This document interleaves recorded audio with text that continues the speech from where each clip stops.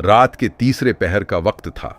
पहाड़ों की चोटियों पर बर्फ जम चुकी थी और हवा में ऐसी सर्दी थी जो हड्डियों तक उतर जाए। 16 साला जीद अपने गांव की तरफ भागा जा रहा था, सांस फूला हुआ, पांव लहूलुहान, मगर आंखों में आग। उसने अपनी आंखों से देखा था, दुश्मन कबीले के 100 से ज्यादा जंगजू पहाड़ी दरे से उतर रहे थे, मिशालें हाथों में, तलवारें कमर पर। उनका निशाना कोहसार था, वो छोटा सा गांव जहां जीद के बूढ़े बाप से लेकर इसके छोटे भाई तक सब सो रहे थे। जीद गांव में दाखिल हुआ और सीधा सरदार खां बाबा के घर गया। बाबा उठो, दुश्मन आ रहे हैं। खां बाबा ने आंखें खोलें। 17 साल की उम्र, सफेद दाढ़ी, मगर जिस्म में अभी भी फौलाद। उन्होंने जीद का चेहरा पढ़ा और एक लम्हा भी जाया न किया। ढूल बजाओ। 5 मिनट में पूरा गांव जाग गया। औरतें बच्चों को लेकर किले के अंदरूनी हिस्से में चली गईं। मर्द हथियार उठाकर दीवारों पर चढ़ गए। गांव में सिर्फ 20 जंगजू थे, दुश्मन 100 से ज्यादा। जीद ने खां बाबा से कहा, हम लड़ नहीं सकते, भागना होगा। खां बाबा ने मुस्कुराकर जवाब दिया, बेटा, ये हमारी जमीन है, यहां से भागने वाला आज तक पैदा नहीं हुआ। दुश्मन किले के दरवाजे तक पहुंचा। उनका सरदार, जिसका नाम तूफान खां था, घोड़े पर बैठा चीखा, दरवाजा खोलो वरना पत्थर पर पत्थर न छोड़ेंगे।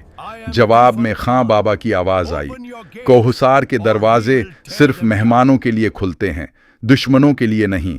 और फिर शुरू हुई वो रात जो तारीख में लिखी जाएगी।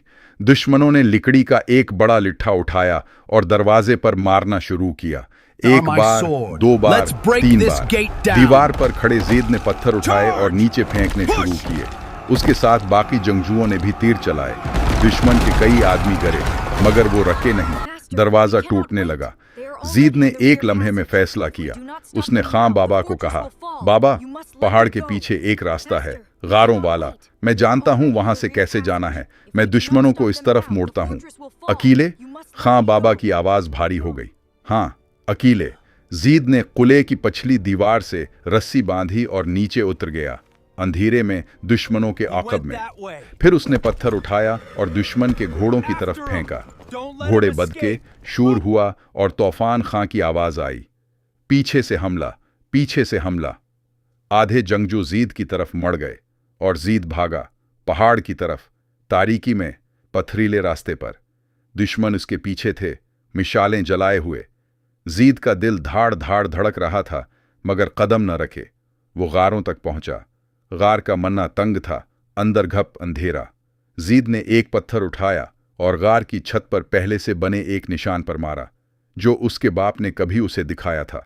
जमीन हिली और पहाड़ का एक हिस्सा, पत्थरों का ढेर, गरजता हुआ नीचे आया। दुश्मनों का रास्ता बंद हो गया। सुबह जब सूरज निकला, जीद गांव वापस आया, थका हुआ, जख्मी, मगर जिंदा। किले का दरवाजा खुला और खां बाबा बाहर आए। उन्होंने जीद को देखा और कुछ न बोले, बस अपने दोनों हाथ उसके कुंधों पर रखे। इतना काफी था।